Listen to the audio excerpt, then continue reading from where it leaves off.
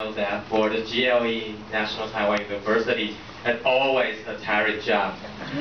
Whenever I receive the mail from your EVPs, I go, oh my God, but as a Toastmaster, I always say yes. So, okay, let's begin.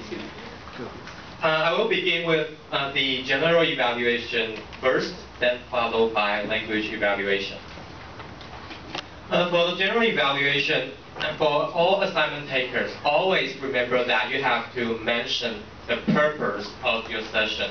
No matter you're an app counter, the timer, the goal counter, or the session master, mention your purpose of the session first. For example, before the timer mention his or her timing rules, always say that why time control is important, Toastmaster. And for table topics master, mention the importance of impromptu thinking so that the audience or the member can know the value in the session.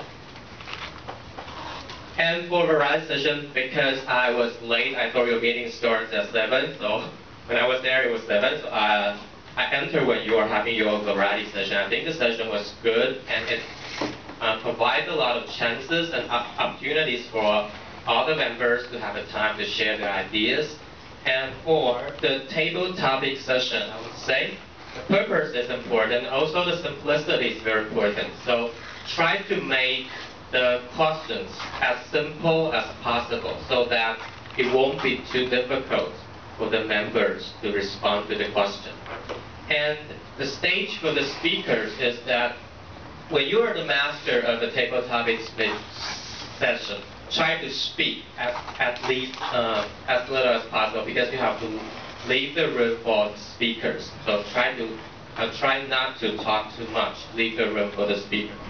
And it is a routine in Toastmaster not to ask for volunteers. So just call upon someone randomly, especially those.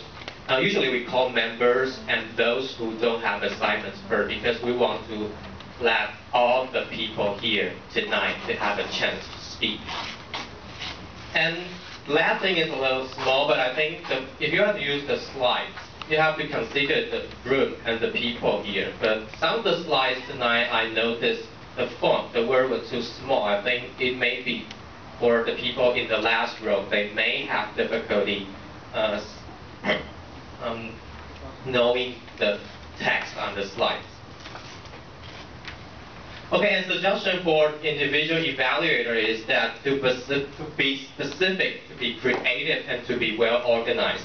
The first thing to be specific, don't just say, I think your performance was good, I think your speech is good. Tell them what the good parts and use specific description to let them know.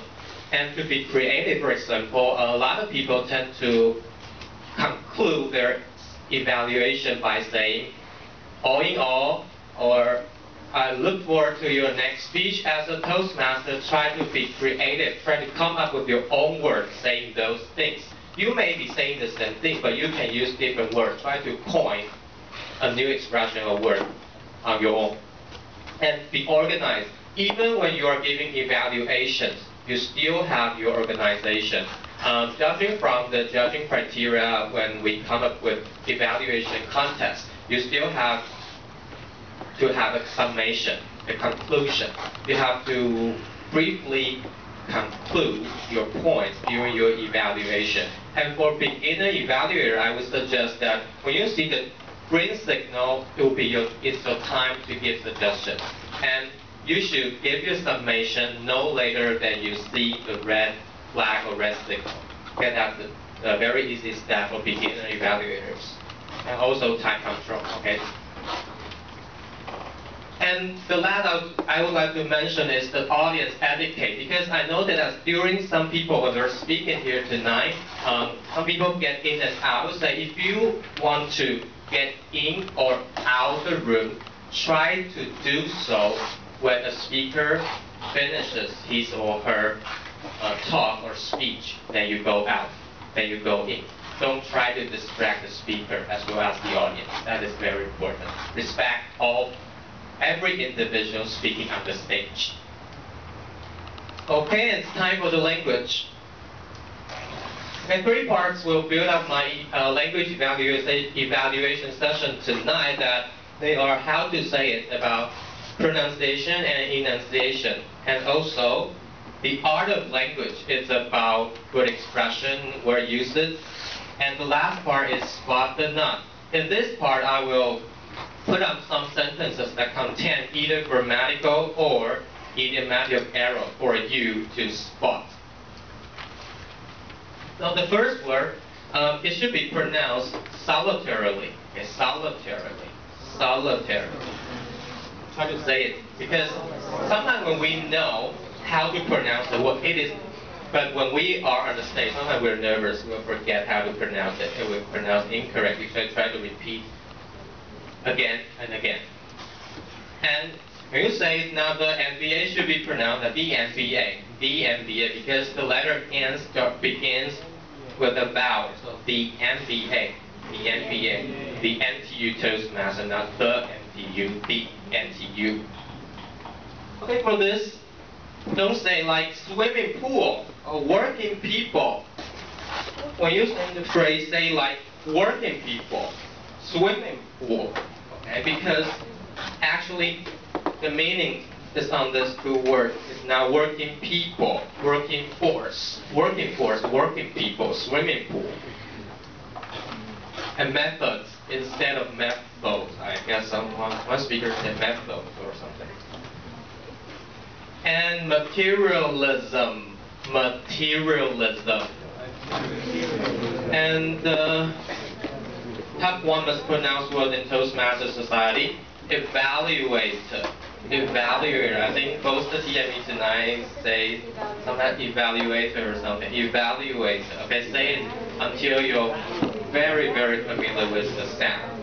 And also, this two words, communicator instead of communicator. Okay, communicator, evaluator, and initiative.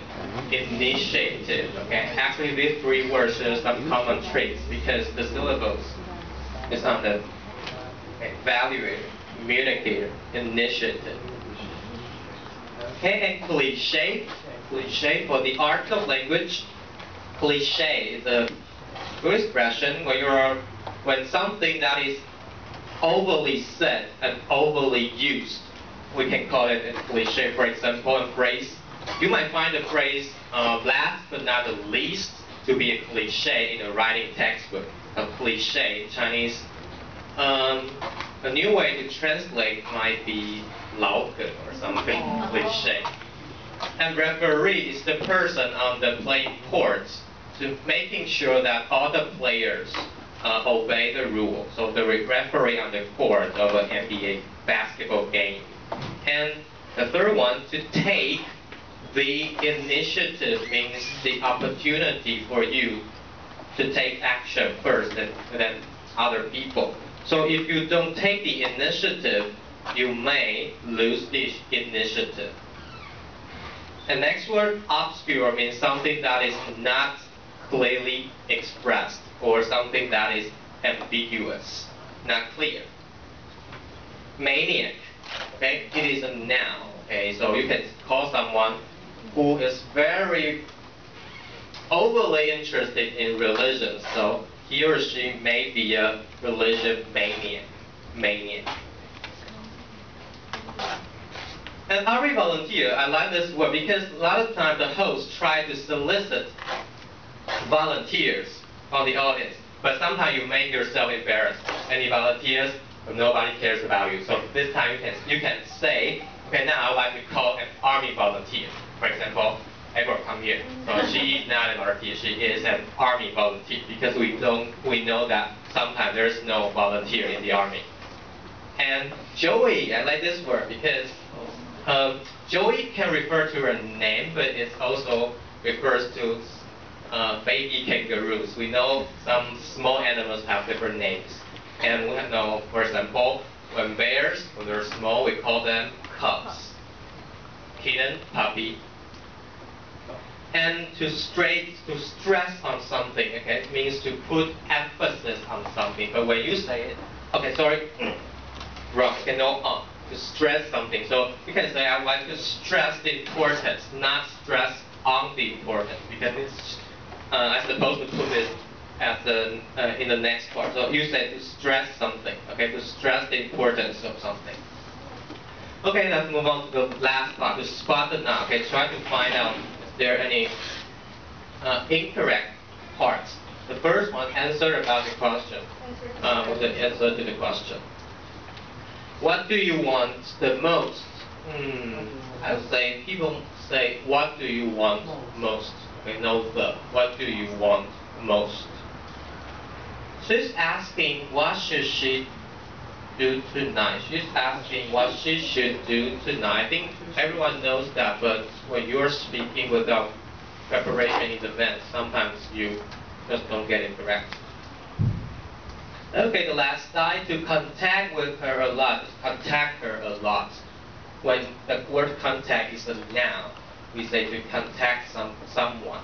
But when it is a noun, we say in contact with. The last sentence, do you know what the objective of C7 or a C7 speech is?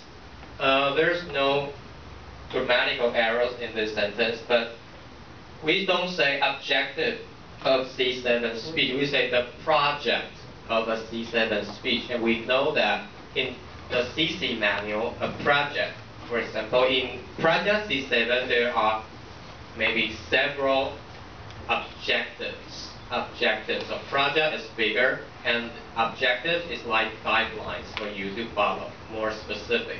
So we say project C7. And that concludes my evaluation. Hope you can benefit from it. GE&Es. Okay, thank you, Justin, for